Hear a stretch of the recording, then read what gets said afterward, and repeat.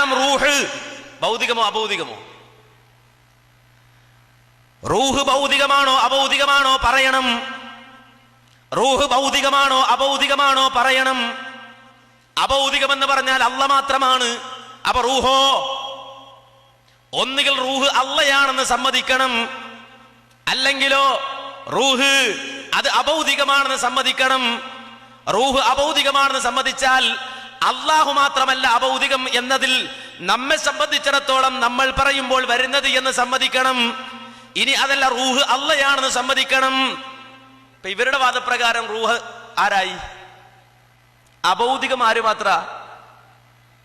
അഭൗതികം എന്ന് പറഞ്ഞാൽ അല്ല മാത്രം. അദൃശ്യം അഭൗതികം എന്നുള്ളത് അല്ലാഹു എന്നുള്ളതാണ്, അതവന്റെ അടിമകൾക്ക് ഉള്ളതല്ല എന്ന് പറഞ്ഞുകൊണ്ട് അദൃശ്യത്തെ അല്ലാഹുവിലേക്ക് ചേർത്ത് പറയുന്നു. അത് വിശുദ്ധ ഖുർആനിൽ നിന്ന് തന്നെ വളരെ കൃത്യമായി മനസ്സിലാക്കാവുന്നതാണ്.